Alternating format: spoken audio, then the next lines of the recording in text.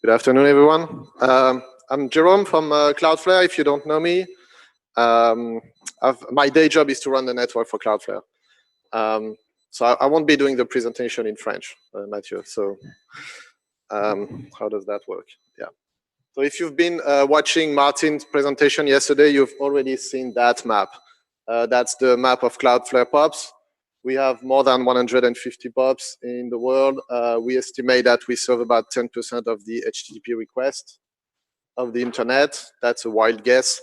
The important number is that we have 10 million domain properties. So we're talking about domain names, websites, and everything. And that's a huge number. And because we have that huge number, that's how we can come up with a lot of measurements, which I'm not going to give you a lot of measurements, but I'm going to give you insights on our measurements. So one of our business is to reduce latency. Why do you want to reduce latency? Because when you reduce latency, you increase the usage, you increase the bandwidth, you create demand for broadband, fiber to the home deployments, mobile coverage, and everything. And that's what we do. This is a real reduction of latency when we deployed one of our POPs from 40 milliseconds to 10 milliseconds. And actually what happens when you shave the latency like this, it's that you actually instantly increase the bandwidth. From our experience, like you can have up to 30% of bandwidth increase with a decrease of latency like this. How do you transport packets on the internet? Well, using light as of today. And a lot of scientists have tried to measure the speed of light, and it turns out it's a constant of about 300,000 kilometers per second. So there's no way to increase that because it's a constant. We know that's not how fast we transport packet because Ben Roberts explained that this morning that it's actually slightly lower or much lower. But anyway, so the other option to decrease latency is to put servers pretty much everywhere in the world. And that's what we do. That's our business. When I did my first FP presentation 4 years ago in Senegal, that was a complete different subject. But I was very proud to announce our first African POP, Johannesburg. And now we have actually 8 of them. And it's pretty nice. So as you can see, we have 3 in South Africa. We have Djibouti, Angola, Mauritius, Kenya, and Egypt. And the good news is that we have 14 POPs coming. Some of them might be coming in a few months, but I guess most of them will be 1 year or 2 years ahead, but we're definitely working on them. So to what Mark Tinka presented yesterday, like when you deploy in Africa, you have to do it right. So that's what we're trying to do. That's a real commitment to expand our presence in Africa. So now let's go to the measurements. That's actually, we're interested, we wanted to look at the evolution of traffic when we open an edge node in Africa. So we've been, the line represents the day we open the POP and the corresponding traffic. If you look at Cairo, for example, there is a clear indication that the traffic grew instantly when we deploy the edge node in Cairo. It could be because we remove some congestion, or it could be because you reduce the latency instantly. It's very visible in Cape Town as well, and it's extremely visible in Djibouti. I think the reason for Djibouti is that we actually reduced massively the latency on a very congested path at the time. So that's a strong case for deploying edge nodes. Then we've been measuring the average latencies to Europe. So that's real measurements from our POPs from Europe to every African countries based on a real HTTP request. This map is actually interesting if you look at the northern western. So obviously the smaller the better. If you look at the western northern Africa, then you can see smaller squares, which means they have a very decent latency to Europe, which is normal because of the submarine cable path and the proximity. The more you go south, the higher the latency. Everything is normal there. But like if you look at the Central Africa, then the latency go crazy. I think it's mostly because access to the submarine cables is limited. And the lack of inland interconnection makes it that you have to go crazy paths to go back to Europe, which is what Ben presented this morning.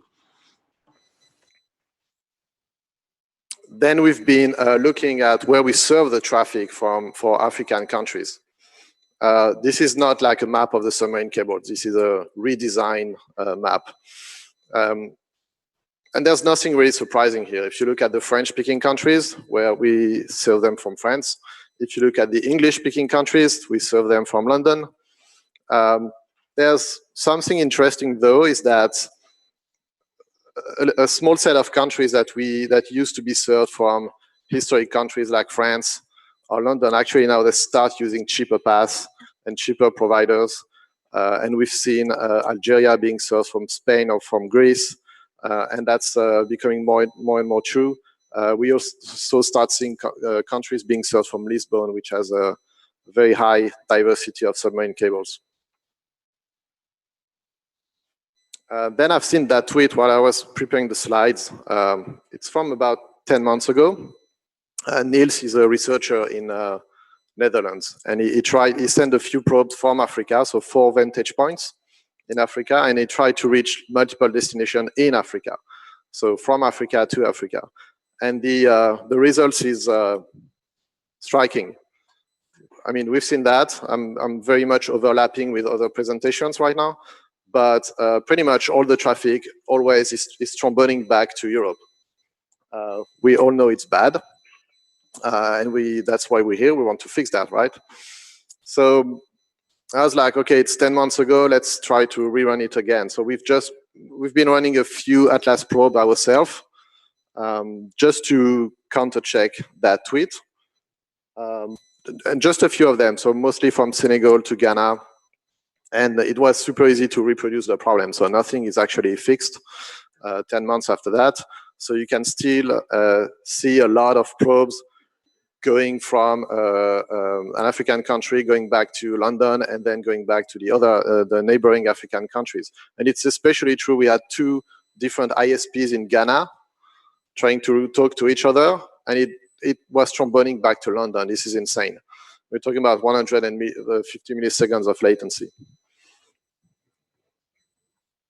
So yeah, we need to deploy more edge POPs. That's one of the solutions. We all know that the solution is cross-border interconnection,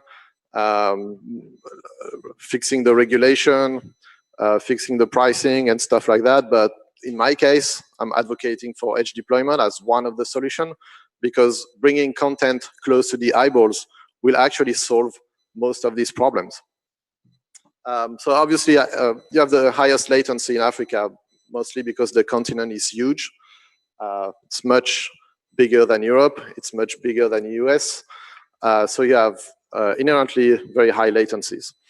But it's also because of the absence or lack of inland interconnection. So we want more of this. I think that's the second or third time we see that picture. Initiatives to bring inland connection done from Cape Town to Cairo. And apparently there seems to be other initiatives, like the Yellow Pass, which I've never heard about, but Ben seems to know about it. So we're really looking forward to see more of this. And this as well, like I think this tweet was very funny because we all want to see that, like cross-border interconnections, but it's such a controversial subject that you actually have to mention it as a no man's land. So now let's talk about the content. Because we have 10 million properties, we see all the traffic between eyeballs and the hosting provider. So we have a unique view and a complete full matrix of all the possibilities of traffic. So the first thing we did was like, okay, how much of the content is hosted where? And it's pretty much a little bit overlapping with Patrick's content, but more than 90% of the traffic is hosted in North America or Europe. That's a lot. There's pretty much nothing left for the rest. especially if almost 9% is done in Asia. So what's left for the southern continents like Africa or Latin America? Well, pretty much nothing. And it's especially striking for Africa, where it's less than 0.1%, 0.07% of our 10 million domains name that are actually hosted in Africa. And when I was looking at this 0.1%, we were like, okay, let's try to find some real African content hosted in Africa. How do you find that? Well, we're looking at the Afrinic IP space. They have a bunch of /8, so it's actually quite easy to filter on the /8 per origin traffic and see what we have. We actually found something. We found a very popular Moroccan website. It was pretty much randomly picked. So that's a very popular Moroccan website, and it turns out they're hosted on Afrinic IPs. Legitimate content provider, hosting provider in Morocco, and they have a /21. And I decided to run the trace route and see where that takes me. That's the trace route from our Johannesburg POP. That's not the real IP, so don't try to hack it or whatever. The trace route is actually interesting because you go up to Northern Africa and you say, oh, cool, that's going to stop there. But no, now you're going to London. And then you are actually going to New York. And then you're going to Montreal. So what we have is a hosting provider based in Morocco serving local traffic for Moroccan eyeballs and having all this /21 of hosting content being hosted in Montreal. I think there's nothing to shame. There's nothing like, it's not illegal. It's not wrong. It's just, it shows the sad state of the content space in Africa. And they probably have plenty of good reasons to do that. Well, I mean, you can think of many of them. I'm pretty sure that the transit prices in Morocco is insane. So after that, I was like, okay, that's a very interesting case. And because I picked it randomly, I said, that must be very common, right? So let's run the numbers. So I look at all the Afrinic IP space and try to locate where these IPs are actually going. And that's the picture we got. So nothing surprising for South Africa, right? It's the beast of hosting in Africa, right? Pretty much every big hosting provider is in South Africa. Etzner or other like internet solutions or whatever. I'm not going to name all of them. So that was a striking 44% of hosting there. But the problem is the next block of IP space is actually hosted in the US, 10%, and the next 10% is hosted in Netherlands, and then Sweden, and then Hong Kong, and then Canada. And you have to wait Tunisia with a tiny 1.2% to find IPs, content IPs that are actually hosted in Africa. So again, there's nothing wrong. I'm pretty sure you can find a lot of ARIN IPs being deployed in Europe and vice versa. That's fine. But I think it also shows the lack of content ecosystem in Africa. Yeah, that's pretty much it. So then we've been looking at IPv6. Just because. So we run a full dual stack platform. So every domain on Cloudflare has a full stack IPv4 plus IPv6 by default. If you're an enterprise customer and you pay big bucks, you can actually deactivate IPv6 if you want to. Some have good reasons to do it. But on average, we see 13% of IPv6 traffic globally, which is less than what you could see on a Google website, but that's because we have big customers deactivating IPv6. So on average, on 30%. On the left side, you can see the leading pack. So Belgium has a strong IPv6 deployment. 37% of the traffic is on IPv6. India, with the latest ISP Geo, definitely leading with a 35% of IPv6 traffic. And the US, just for the comparison, is about 23, 26% for us. Then we've been looking at Africa. I think there are about like 64 countries in Africa, and we've been able to detect IPv6 traffic only in 4 countries. Yeah, I know that's not a lot, but Zimbabwe first, where they have an entity from Liquid Telecom, I think, like ZOL, strong IPv6 deployment with about 9% of Zimbabwean traffic on IPv6. Then Gabon. Gabon has recently launched a new ISP. I think they've conquered something like 2 or 3% of the market, and that's why we're seeing 2 or 3% of IPv6. Kenya, I don't know the exact story around that deployment, and Egypt, who's definitely seeing a strong increase in the last 6 months. Okay, then we've been looking at the traffic for each African country. There's not much to say on that graph because it's all up and to the right. It's fine. It's natural growth of internet traffic. But some of them actually tell a story. You see a strong growth in South Africa in 2016, which we could probably say it's coming from our own HPOP deployments. So all of this is based on Cloudflare data. I don't take it for granted of like an internet view. But the other interesting one we picked is Sierra Leone, maybe because we have no POP deployment there. There is no Cloudflare edge node. And yet we see a strong increase of traffic starting last year. So I've been searching on the internet, and I've seen that they've had 2 massive price decrease from the mobile operators, and I think we could totally attribute the increase of traffic to that space. So these stats tell us something. We are seeing a growth of about 6% month to month on the African traffic.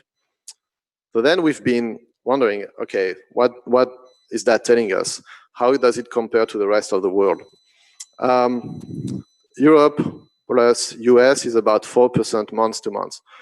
So we instantly imagine a world where the African traffic would actually outgrow the European and American traffic.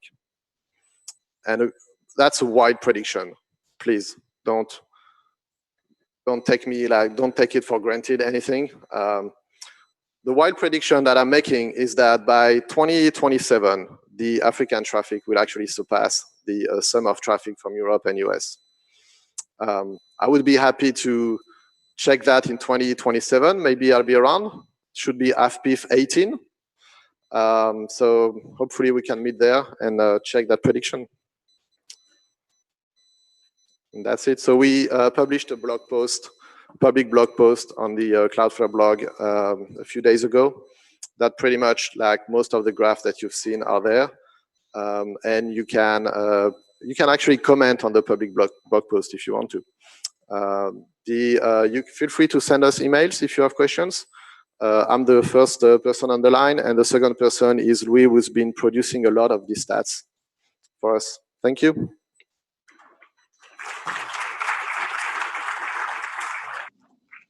Questions?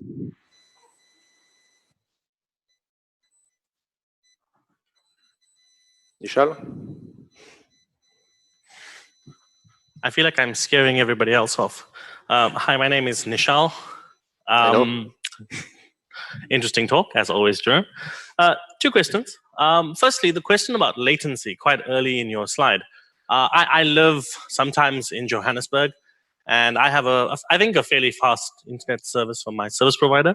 But I noticed that the latency that you were showing for Lesotho was lower than that, if I'm reading it correctly, was lower than that for South Africa. Or is that just the way the graph was drawn? No, I can't go back to the slides, apparently. So you said Lesotho? Yeah, so the square that depicted Lesotho, I saw squares as the measurement of latency. Yeah. So the square for Lesotho was smaller than the square for South Africa. Okay. So does that mean that the latency that you're seeing to your services, the Cloudflare services, is less for people coming out of Lesotho than it is for the average users in South Africa? And I was curious if you had data about that, because I'm imagining the folks in Lesotho are connecting to any of the 3 South African deployments that you have, but I mean, it should still be faster for me to get, or average person to get to wherever they were. And then, as a follow-up question, I'm wondering if the reason that we're seeing this slowness is because of the edge, how should I say this? The not so stellar services that are available to significant components of the community who are probably reaching your services via mobile or something. Not to point fingers to the mobile operators, but I am. Okay, that's 2 very tricky questions. Like 4 years ago, you also asked me a very tricky questions that I wasn't prepared for, and you're doing it again, so thank you. I don't have the data about Lesotho right now, so I'm happy to counter-check the data just for you. If you ask me a guess, like I don't see any explanation for why Lesotho would have a better latency than Johannesburg. It actually doesn't make sense. I agree with you.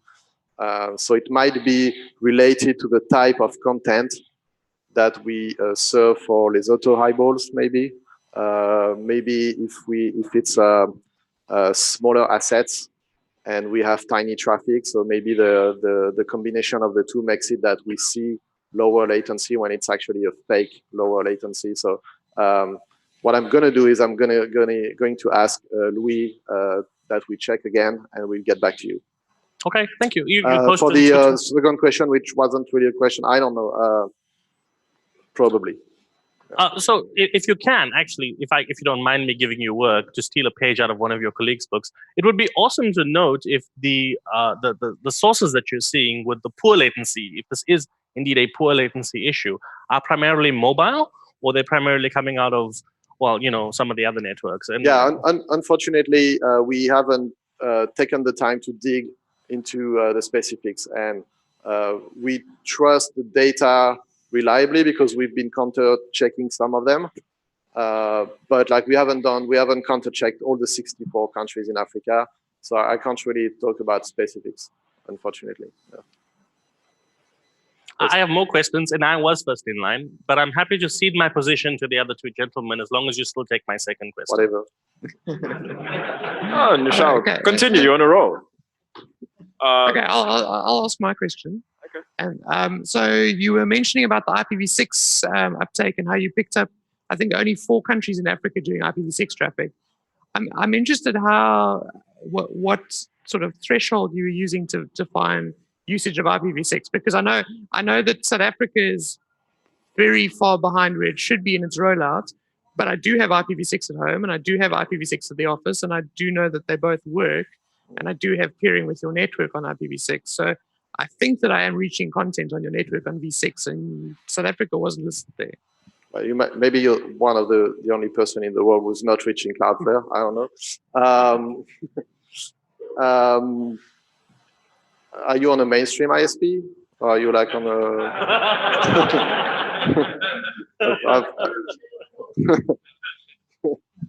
What is your definition of mainstream? Residential? No, I'm dealing mostly in enterprise. So I'm from e-networks. So yeah, I mean, most of my customers don't use IPv6, unfortunately, due to enterprise politics. Enterprise doesn't want to roll out IPv6 in their networks, but we do have IPv6 running. I know other people have IPv6. I mean, Nishal can probably tell you about his IPv6 at home. I think it's still working, isn't it? Okay, so we have users, and I'm just wondering what your benchmark is for yes or no whether IPv6 is rolled out. Some of the data that has been produced is based on a sampling that we do on all the requests flowing through Cloudflare, and because there are so many Cloudflares, like we do 10 million requests a second, we sample at 1%. Okay, and some of these stats, not all of them, but some of these stats have been produced with the 1% sampling, and it is possible that because of that sampling, some IPv6 requests have actually been dropped. Maybe to expand on it, yeah. Hello. So yeah, exactly that. A lot of enterprise customers just aren't using IPv6, but in the Zimbabwe case, the ISP there in Zimbabwe specifically deployed and made 50,000 fiber to the home users use IPv6 natively by pushing it down to their CPE and giving them that on the Wi-Fi. So basically, the customers didn't even know they were changing to IPv6 because they were home broadband customers, and they were just changed over to IPv6. That was enough to tip the needle. It's 50,000 customers. Okay. Makes sense. Hi, still Nishal. Is that a tricky question? That was a statement. So this is an easy one, I think. I saw the graph, and I mean, up and to the right is kind of what we expect to see. So that's actually not that interesting, although the data point about Sierra Leone was useful. What was interesting to me was to see the traffic from Algeria drop significantly. But you didn't comment on that. No, and because we actually, the reason it was highlighted is because it's one of the countries that have very slow progression of traffic. And unfortunately, we couldn't find any decent explanation for that. So I purposefully not talked about it because it didn't really make sense to me. So maybe it's an economic problem.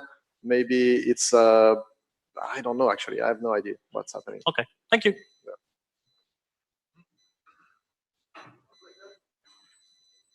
Thank you. Thanks a lot, Jerome.